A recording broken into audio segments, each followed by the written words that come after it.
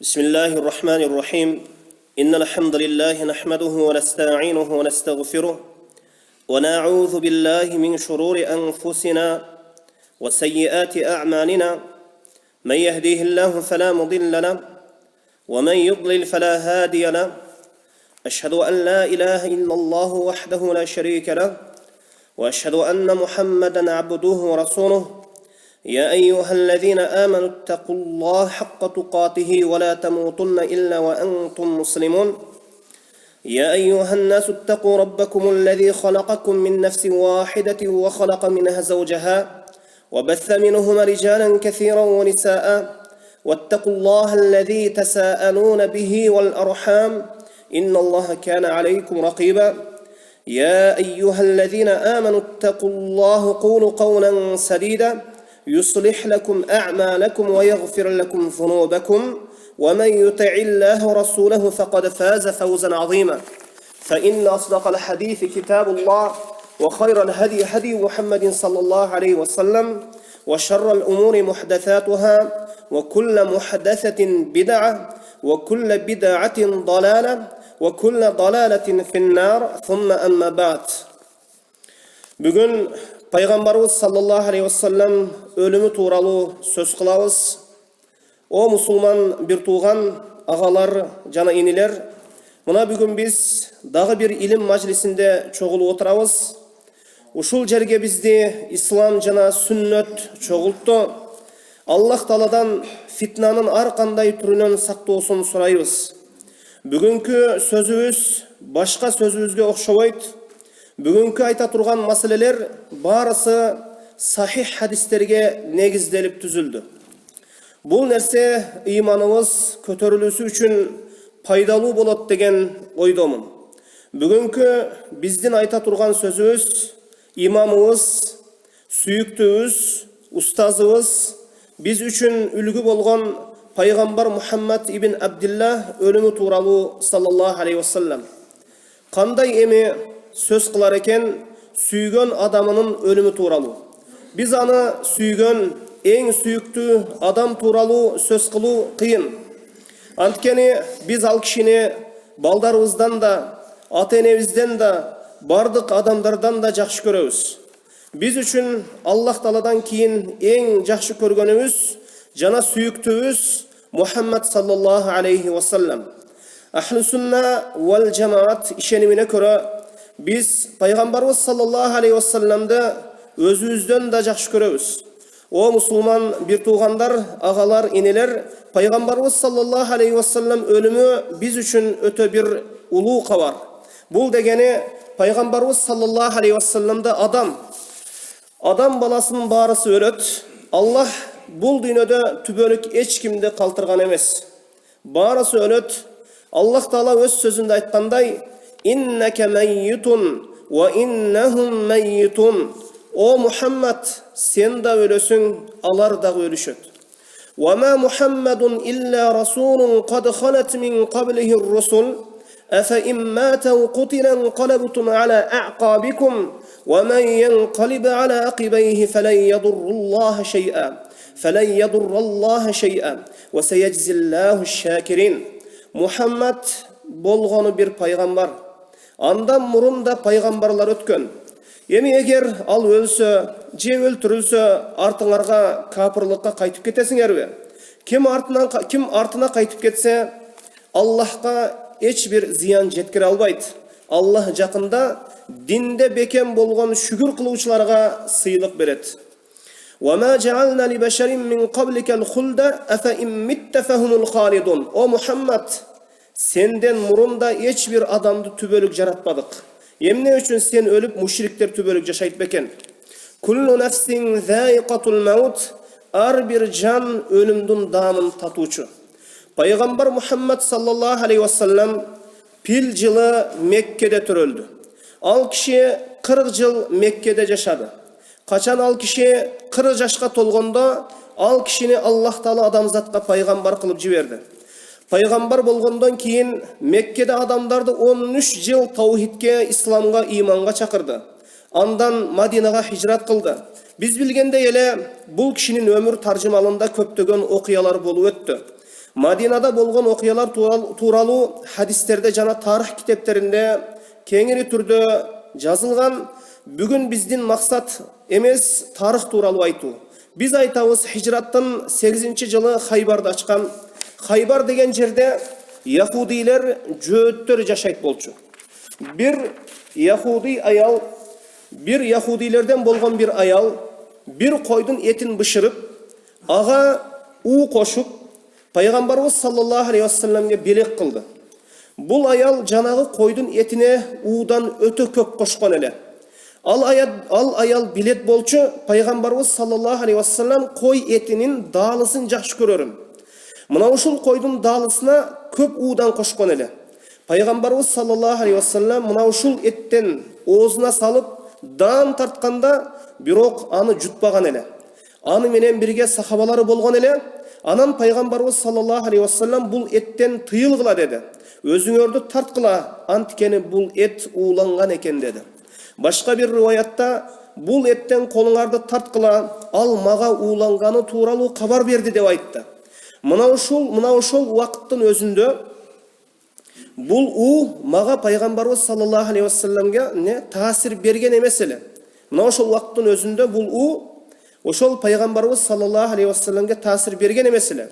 Адамдар билиш керек, бул кишинин жардамы аркылуу адамдарга дин жетип, Аллах Таала динди толук кылды. Өмүрүнүн акырында бул уу пайгамбарыбыз саллаллаху алейхи вассаламга ошол өз таасирини көрсөттү. Адам мына ушуну билүүбүз керек, пайгамбарыбыз саллаллаху алейхи вассаламда адам. Биз мына ушуну жакшы билүүбүз керек, пайгамбары Мухаммад саллаллаху алейхи вассаламдагы адам. Bir gana al kişini darajасын бийик кылды, пайгамбарлык себептүү. Аллах Таала. Адамдар бул кишиге баш ийишет, бирок ага сыйынышпайт. Пайгамбарыбыз саллаллаху алейхи вассалам өмүрүнүн акырында Айша энебизге айткан экен. О Айша, мен азыркыга чейин Хайбарда болгон кезде этти уулап мага жетирген аялдын берген уусунун оорусун сезип жатам. Хижраттын 10-жылы коштошуу ажылыгын жасады. Ал киши пайгамбар болгондон бери bir жолу ажылык жасаган, ажылык кылган. Бул коштошуу ажылыгы деп аталат. Коштошуу ажылыгын жасап жатканда менден ажылык ибадатын кандай аткарууну үйрөнүп алгыла, балким кийинки жылы силер менен жолукпай калуубуз мүмкүн деп айткан. Качан Наср сүрөсү түшкөндө Бисмиллахир-рахманир-рахим Иза жаа насруллахи вал фатх ورأيت الناس يدخلون في دين الله أفواجا فسبح بحمد ربك واستغفره إنه كان توابا. O Muhammed, eğer sağa Allah'tan jardamı jana жеңиши келсе, жана адамдарды Allah'tan dinine top bolup kirip жатканын көрөсүң. Анда Раббиңе хамд, мактоо айтуу менен аны жаман төмөн сыпаттардан арула, жана күнөөлөрдү кечирүүсүн сура. Чынында ал тообаларды кабыл алуучу. Бул сүрө пайгамбарыбыз саллаллаху алейхи вассаламдын өлүмү тууралуу кабар берген эле. Бул сүрөдө пайгамбарыбыз саллаллаху алейхи вассаламдын өлүмү жакындап калганын кабары берилген. Ушул сүрө түшкөндөн кийин пайгамбарыбыз саллаллаху алейхи вассалам namazdagi rüküde jana sajdada Subhanakallahumma ve bihamdika Allahumma gfirli dep köp ayta turgan boldu. Пайгамбарыбыз sallallahu aleyhi ve sellem koştoşu acılığından keyin Mekke'den Madinaga kaytıp geldi. Rajab ayında biz bilemiz Muharram ayından keyin Rajab ayı kelerin, Rajab ayından keyin Safar ayı kelet, andan keyin Rabiul Awwal ayı kelet. Пайгамбарыбыз sallallahu aleyhi ve sellem Uhud'a çıktı. Uhud soğuşunda şahit bolgondor menen koştoşu maksatda tirүүлөр menen koştoşkon siyaqtуу. Andan keyin Пайгамбар sallallahu aleyhi ve sellem Baqi al-Gharqat körüstönüne çıktı. Bul mürze Пайгамбарыбыз sallallahu aleyhi ve sellem'din meçitinin janında. Baqi al-Gharqat dep atalat. Gharqat degen bir daraqtın ismi. Al jerde murda daraq bolgon. Azır al daraq jok. Бирок ал дарактын ысмы калган. Жана ушул мürze ошол дарактын ысмы менен аталган. Түндүн ортосунда Пайгамбарыбыз саллаллаху алейхи ва саллям Бaqi al-Gharqat көрүстөнүнө чыгып, ал жердеги жаткан адамдарга дуа кылып, ал жердегилер менен да коштошту. Ар бир адам баласы өлөт. Күндөрдүн биринде Baqi al-Gharqatта болгон bir жаназадан кайтып келгенде Айша энебиз пайғамбарыбыз саллаллаху алейхи вассаламге жолыққанда башы оруп жатқан эле. Айша энебиз о башым деп айтат эле орудан. Пайғамбарыбыз саллаллаху алейхи вассалам айтты: "Менин дагы о Айша Аллахка ант о башым" деді. Пайғамбарыбыз саллаллаху алейхи вассалам орусу мына ушул күндөн баштап башталды. Пайғамбарыбыз саллаллаху алейхи вассаламдын адатына көрө аялдарын айланып чыккандан кийин Айша энебизге келип жеткенде ертең мен кайда боломун деп Айша энебиздин бөлмөсүн максат кылды. Качан пайгамбарыбыз саллаллаху алейхи вассаламдын оорусу күчөгөндө ошол убакытта Маймуна радияллаху анханын бөлмөсүндө болду. Пайгамбарыбыз саллаллаху алейхи вассалам адилеттүү пайгамбар, жумшак пайгамбар, ооруп турганына карабастан ал аялдарынан рухсат сурады. Ооруган күндөрүн Айша энебиздин үйүндө өткөргөнгө аялдары рухсат берди. Качан пайгамбарыбыз саллаллаху алейхи вассалам Маймуна энебиздин бөлмөсүнөн чыккан убакытта аябай каттуу ооруду. Күчүн жоготту, алсыз болуп калды.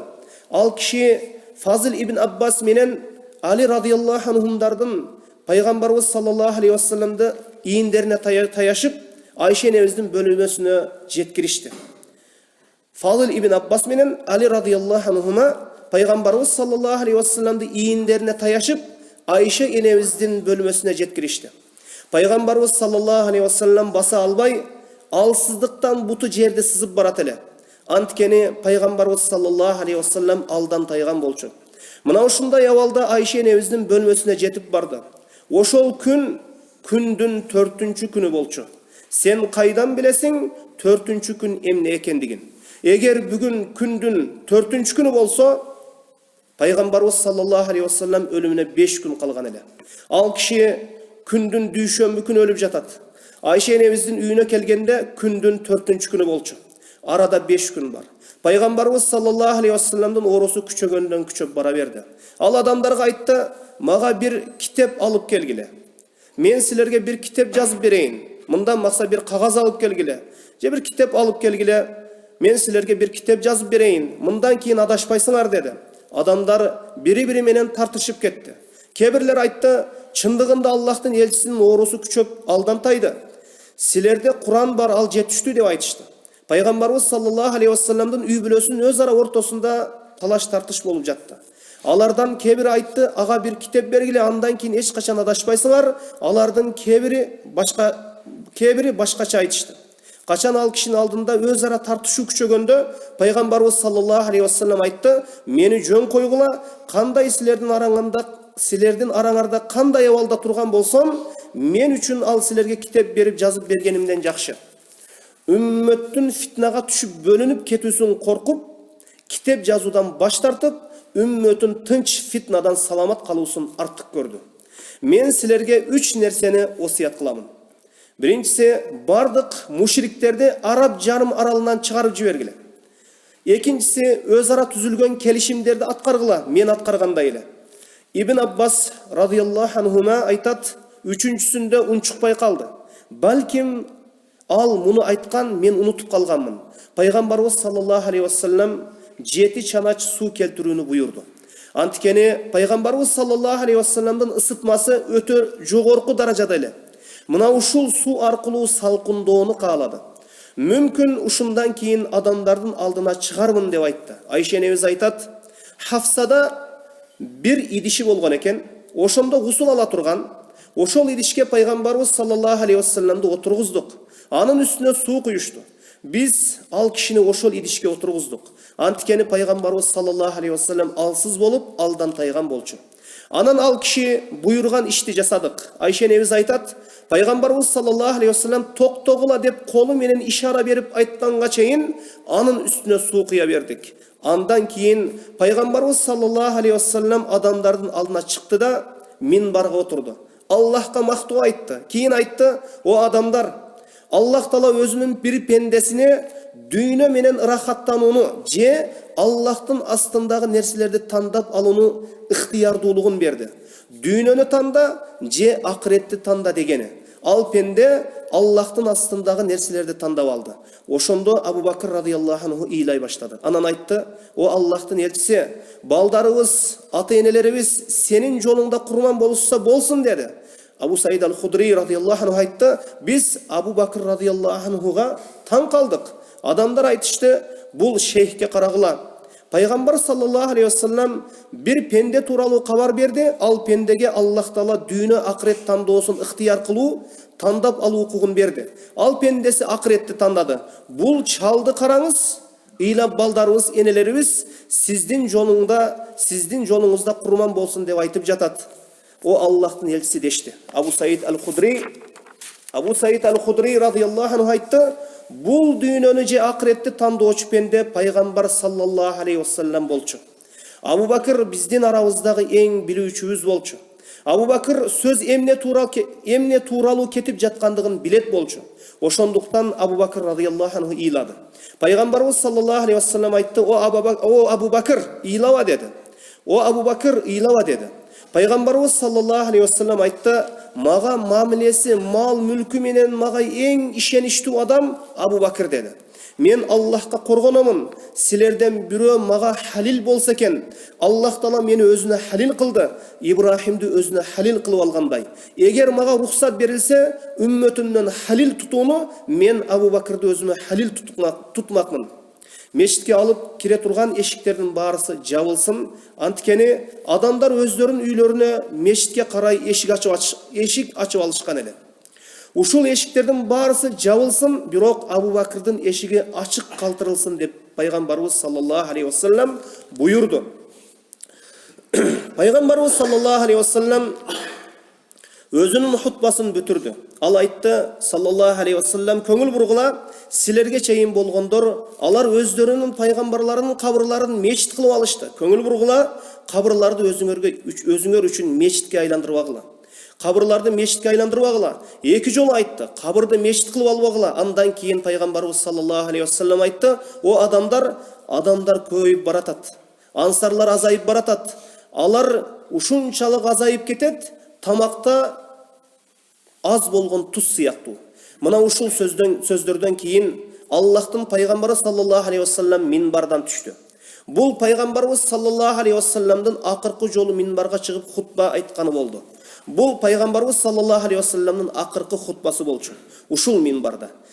Мына ушул уақытта пайғамбарыбыз саллаллаху алейхи вассалам бардық аялдары пайғамбарыбыз саллаллаху алейхи вассаламдың айланасына топтолду. Алардын бирөөсү да кетпеді. Фатима бинти Мухаммад саллаллаху алейхи вассалам кызы басып келди. Фатима енебиздин басканы пайғамбарыбыз саллаллаху алейхи вассаламдын басканына окшош эле. Ошондо пайғамбарыбыз саллаллаху алейхи вассалам кызын тосуп куш келипсиң деди. Фатима енебизди оң жагына же сол тарабына отургузду. Кийин жашырын бир нерсени сүйлөдү эле, кызын ал ыйлап жиберди. Дагы бир нерсени жашырын түрдө айтты эле, Фатима радияллаху анха күлүп жиберди. Ошондо Айша радияллаху анха Фатима радияллаху анхага айтты: "Сени ыйлаганга эмне мажбурлады?" деди. Фатима радияллаху анха: "Мен пайгамбардын саллаллаху алейхи вассаламдын жашырын мага айткан сырын айта албаймын" деди. Bir uақыт келіп пайғамбарыбыз саллаллаху алейхи вассалам аламдан өткөндөн кийин Айша радияллаху анха Фатима радияллаху анханын алдына келіп, "Мен сага кайрылып жатамын.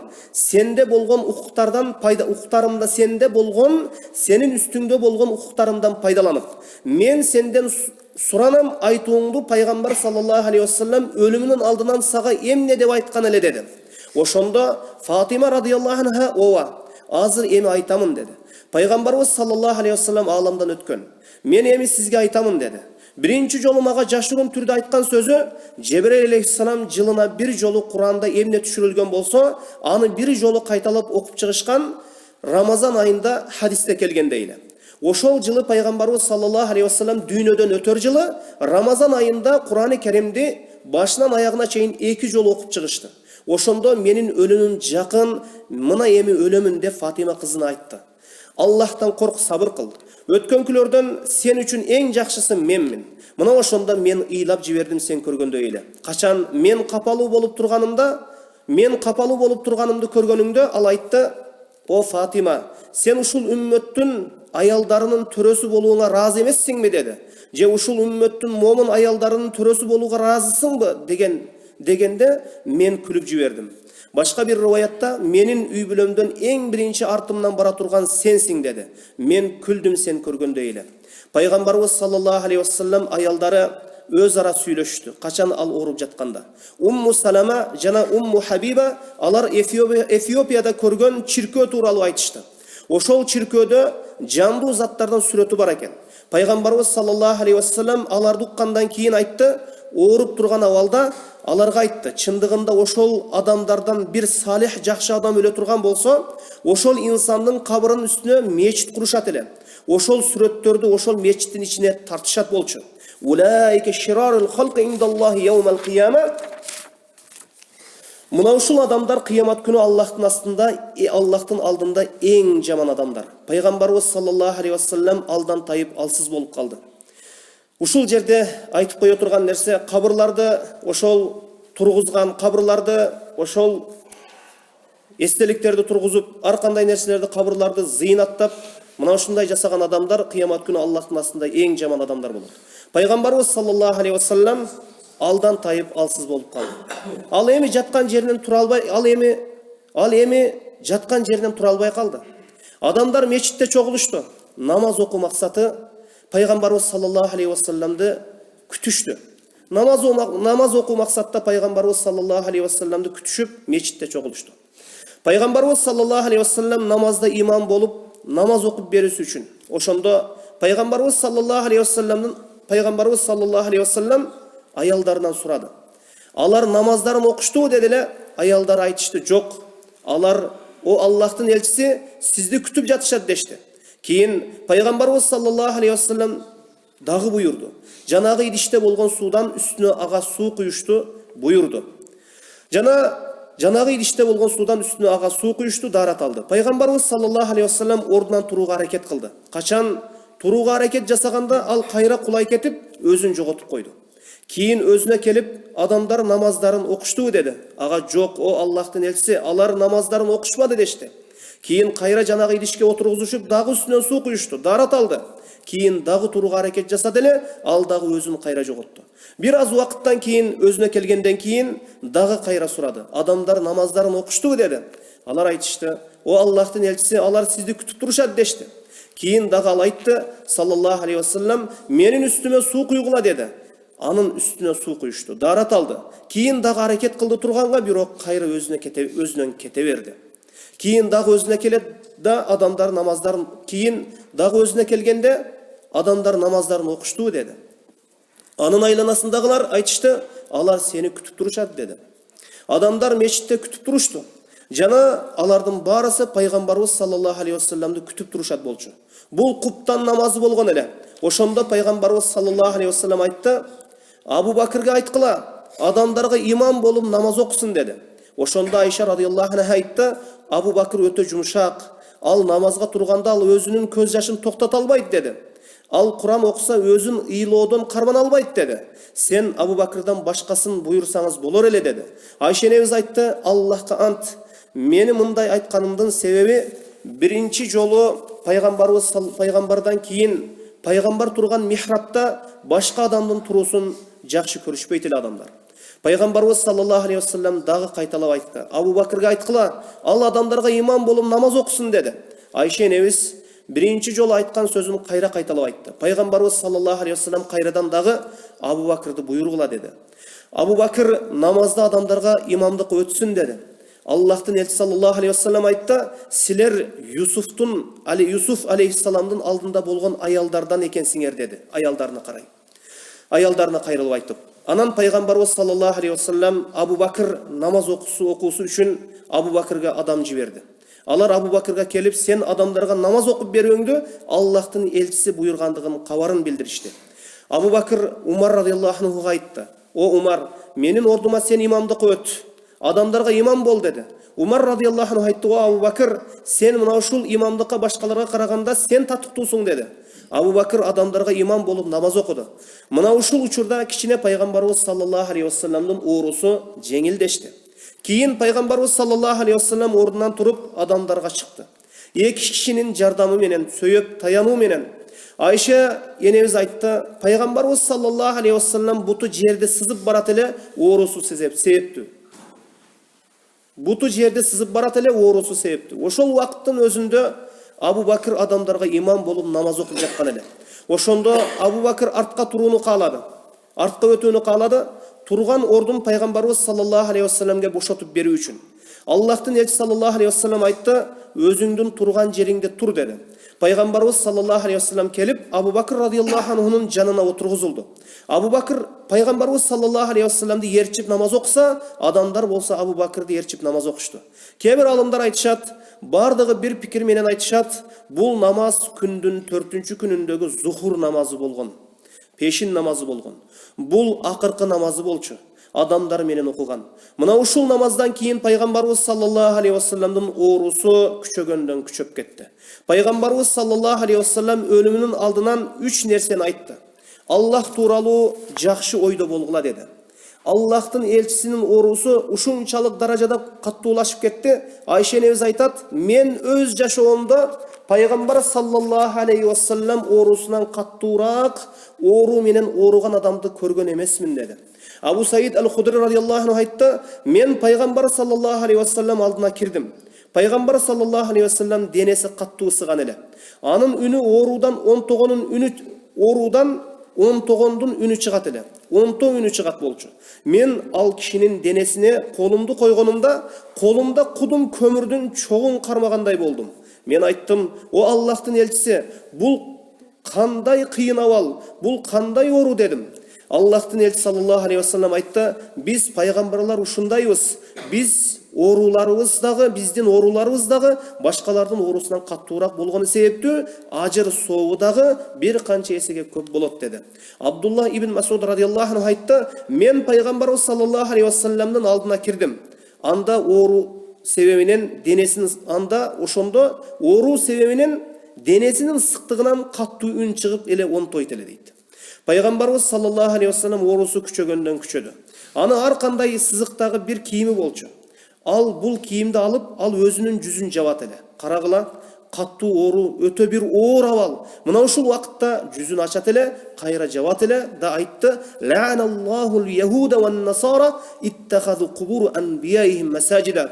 Яхудилер менен насараларга Аллахтын каргышы болсун, алар өздөрүнүн пайгамбарларын кабырларын мечит кылып алышты. Мына ушул күндөрү Абу Бакыр радиаллаху анху адамдарга намазда имам болуп намаз окуп жатты. Адамдар фажр намазын окушту.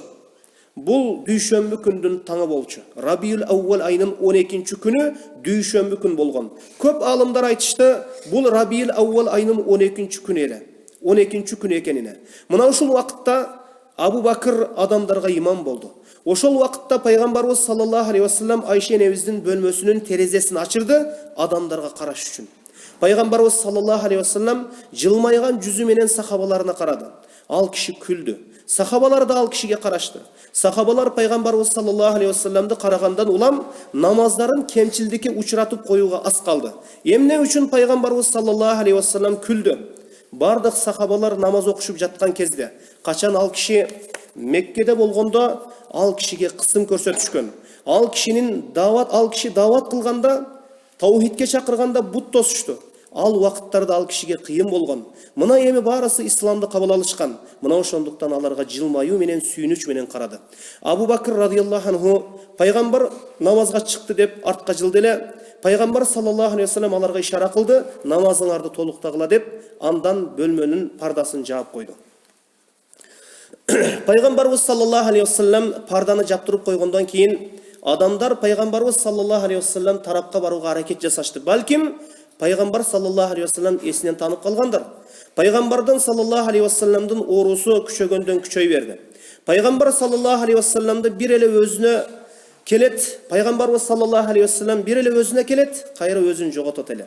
Фатима радиаллаху анха: "О атам, сизге мынча сиздеги кайгы капа" деди. Пайгамбарыбыз саллаллаху алейхи вассалам айтты: "Сенин атаңа бул күндөн кийин эч качан кайгы капа болбойт" деди. Пайгамбарыбыз саллаллаху алейхи вассалам каттуу ооруп жатканда акыркы күндөрдөгү акыркы сөзү, акыркы үммөтүнө кайрылып айткан сөзү адамдарга намазды эске салды. Ас-сала, ас-сала, намазга бекем болгула, намазды бекем кармагыла деп мына ушундай осуят кылды. Сахабалардагы эң маанилүү ибадат намаз болчу. Мисалы, Умар радиаллаху анху бычак уруп өлтүрүшкөндө, Андан қан ағып тұрады, өзінен кетті. Қачан өзіне келгенде сахабалар: "О, момындардың амири, намаз" деді. Ошол Умар радиаллаху анху қачан өзіне келгенде намаз деді. Жана пайғамбарыбыз саллаллаху алейхи вассалам даджжал тууралуу да айтты. Ал жерде 40 күн болот деді. Анын биринчи күнү 1 жылдай болот, экинчи күнү 1 айдай болот, үчүнчү күнү 1 аптадай болот, калган күндөрү силердин күнүңөрдөй болот. Сахабалар ошол пайгамбарыбыз саллаллаху алейхи вассалам акыркы сааттарында мына ушул нерсени сурашты. О Аллахтын элчиси, ошол күн жылга тең болсо, намазды кандай кылабыз дешти. 5 убак намаз жетиштүүбү? Эң биринчи маанилүү болгон нерсе намаз экен. Ошондуктан сахабалар дайыма намаз тууралуу сурашты. Пайгамбарыбыз саллаллаху алейхи вассалам өлүмүнөн алдынан намазды насаат берип өткөн экен. Пайгамбарыбыз саллаллаху алейхи вассаламдын эң акыркы осуяты мына ал өлүм. Пайгамбарыбыз саллаллаху алейхи вассаламды мына пайгамбарыбыз саллаллаху алейхи вассалам дүйнөдөн өтүп жатат. Ошол эң акыркы осуяты намаз экен. Пайгамбарыбыз саллаллаху алейхи вассаламдын эң акыркы осуяты мына ал өлүп жатат, көкүрөгүнөн гаргаrak тартып, аны күчү алсыздагандан кала берсе сүйлөй албай калды. Ал ошол убакытта, ошол кыйын абалда намаз Аллахтан коркула, кол астыңардагыларга жакшы мамиледе болгула деди. Духа убагы, шашке убагы, дүйшөмбү күнү күн жаңыдан көтөрүлгөн убакытта Пайгамбарыбыз саллаллаху алейхи вассаламдын алдына Абдурахман ибн Аби Бакр кирди. Айша радиаллаху анхунун тууган туушканы. Пайгамбарыбыз саллаллаху алейхи вассалам ошол убакытта каттуу ооруду. Ал ошол убакытта сүйлөй албай калды. Абдурахмандын колунда сивак бар эле. Ал тишин тазалап турат эле. Ошол убакыттын өзүндө Пайгамбарыбыз саллаллаху алейхи вассалам Айша энебиздин көкүрөгүндө эле. Ошондо Пайгамбарыбыз саллаллаху алейхи вассалам Абдурахмандын колундагы мисвакка карады. Пайгамбарыбыз саллаллаху алейхи вассалам мисвакты карады. Айша энебиз даанышман айыл эле, илимдүү айыл эле. Айша энебиз билет, Пайгамбарыбыз саллаллаху алейхи вассалам мисвакты жакшы көрүшүн билет болчу. Сага алып берейинби деди. Башы менен ишара кылып ооба деди. Анан мисвакты Пайгамбарыбыз саллаллаху алейхи вассаламга берди. Пайгамбарыбыз саллаллаху алейхи вассалам мисвакты алганда мисвак каттуу эле. Анан Айша энебиз жумшартып берейинби деди. Башы менен ишара кылып ооба деди. Тиштери менен Айша энебиз мисвакты жумшартып берди. Пайгамбарыбыз саллаллаху алейхи вассалам ушундай сонун түрдө оозун тазалады. Мисвак менен Айша энебиз айтат: Аллахтын элчисинин мындай түрдө мисвак кылганын, мисвакты колдонгондугун эч качан көргөн эмес экенмин деди. Пайгамбарыбыз саллаллаху алейхи вассаламдын жанында бир идиш бар эле, анда суу болчу. Кээде Пайгамбарыбыз саллаллаху алейхи вассалам колун сууга салат болчу, кийин жүзүн артат. Кийин айтты: Ла илаха иллаллах, өлүмдүн да өзүнө жараша оорусу бар, мастыгы бар экен деди.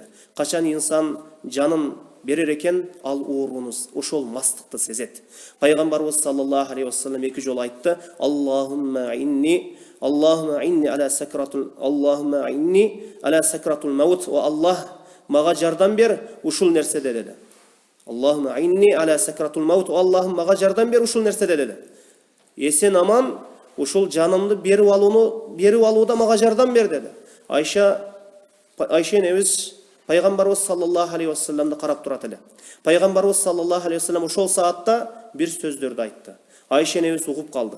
Аллах өзү неимат кылып бергендери менен бирге болууну Пайгамбарыбыз саллаллаху алейхи вассалам сурап жатканын. Алар кимдер? Алар пайгамбарлар, шахидтер, чынчылдар. Булар кандай жакшы жолдоштор. Пайгамбарыбыз саллаллаху алейхи вассалам дуа кылды: О Аллах, мени кечирди. О Аллах, мени кечирди. Аллах мага райым. О Аллах, мени кечир. Аллах мага райым кыл. О Аллах, мени жакшы улуу адамдар менен бирге кыл деди. Пайгамбарыбыз саллаллаху алейхи вассалам Аллахтын райымы болуусун сурады. Аллахумма гфирли вархамни валхакни биррафиқил а'ла. О Аллах, мени кечир, жана мага райым кыл. Жана мени жакшы улуу даражадагы жолдоштор менен бирге жолдош кыл деди. Айша энебиздин көкүрөгүндө турган кезде Пайгамбарыбыз саллаллаху алейхи вассалам 1 саатка өзүн жоготуп койду. Кийин Пайгамбарыбыз саллаллаху алейхи вассалам өзүнө келди, ойгонду. Кийин жогоруга карады. Асманды карай карады. Жогоруга карай карады. Пайгамбарыбыз саллаллаху алейхи вассалам Айша энебиздин көкүрөгүнө таянды. Жогоруга карап сүйлөдү: Аллахумма рафиқил а'ла. О Аллах, улуу даражадагы адамдар менен бирге кыл деди. Мына ушул сөздү эки жолу айтты да Пайгамбарыбыз саллаллаху алейхи вассалам ааламдан өттү. Пайгамбарыбыз саллаллаху алейхи вассалам ошол көтөрүп турган колу, көтөргөн колу жерге түштү. Бул пайгамбарыбыз саллаллаху алейхи вассаламдын акыркы сөзү болчу. Айша энебиз айтты, пайгамбарыбыз саллаллаху алейхи вассалам жаны денесинен чыккан убакытта мен ушундай жагымдуу жытты сездим, эч бир жерде мындай жытты таткан эмесмин, мындай жытты сезген эмесмин. Бул пайгамбарыбыз саллаллаху алейхи вассаламды жыты болчу. Ла илаха иллаллах, ал дайыма тирүү зат, бул Аллах. Аллах эч качан өлбөйт. Аллах таала түбөлүктүү зат. Адамдардын эң жакшысы пайгамбар Мухаммад саллаллаху алейхи вассалам өлдү. Аллахтын пайгамбары өлдү. Аллахтын досу өлдү. Мына ошондуктан иннеке майитун ва иннахум майитун, сен да өлөсүң о Мухаммад, алар да өлүшөт о Мухаммад. Мына ошондуктан ар бир жан өлүм даамын татуучу. Wallahu alam wa sallallahu ala Muhammadin wa alihi wa sahbihi wa sallam.